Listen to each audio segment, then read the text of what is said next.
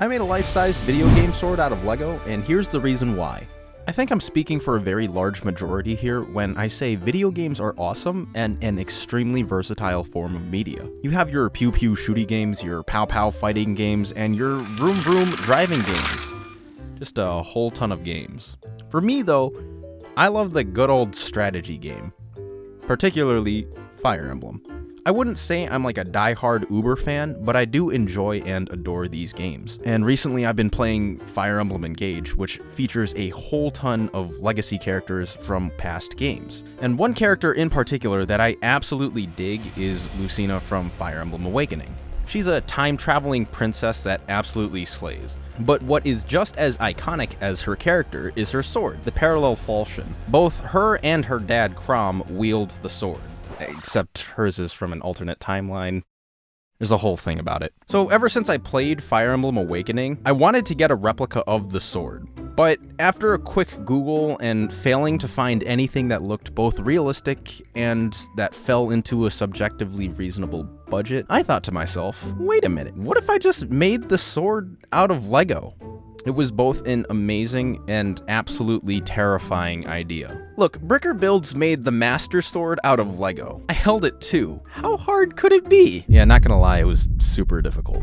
See, if we take a look at the sword, there's a giant gaping hole in the middle of the sword. Like, for comparison's sake, most swords don't have a giant hole in the middle of it, whereas a model like Bricker Build's Master Sword, or even their lightsabers have solid hilts, one has to consider how to make a blade like this durable and accurate, because I wanted to swing this thing around. So at first, the thought was to use the V-shaped wedge shape piece, the V piece, this thing. And here's a photo of how that looked. Not very elegant, and additionally, it was super floppy and just not structurally sound. So when all else fails for structural integrity, you can either go one of two ways: Technic or Snot. I watched the first season of LEGO Masters. I know things, and I really did not want to deal with the idea of trying to get the proper mathematics and measurements lined up for the pins and axles in the Technic beams to get this hole in the center of the blade. So Snot it was. For the uninitiated, Snot is an acronym in the LEGO community that stands for Studs Not on Top, and Snot pieces were the golden ticket to making this build a reality. These three pieces became the key that would piece this build together. LEGO pun intended. Because now it's possible to build on all sides and dimensions of the sword. So while the V-shaped wedge plate was a failure in regard to structural integrity, it was a success in letting me realize that the solution to sculpting the teardrop hole in the middle of the blade was to just use wedge plates. Wedge pieces in general were the move, because then the hilt of the blade looked like this. Pretty cool, am I right?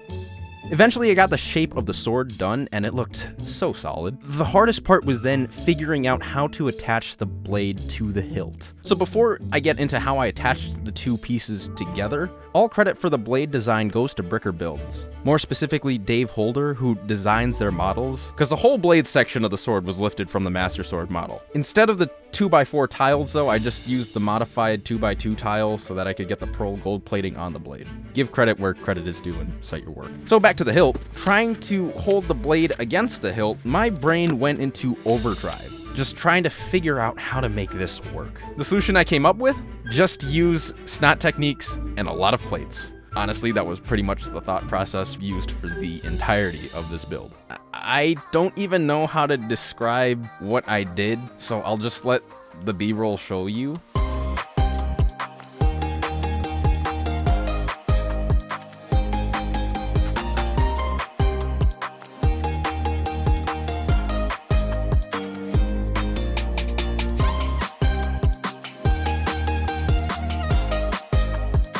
So using some gnarly connections and plates, I got the blade attached like this. Additionally, it was pretty cool how all the building techniques bled into the arch of the tear-shaped hole and still managed to look cool. And then again, using the design reasoning of excessive plates and then using wedge plates to round off the rest of the design, we finished this 4-month-long build with this final product.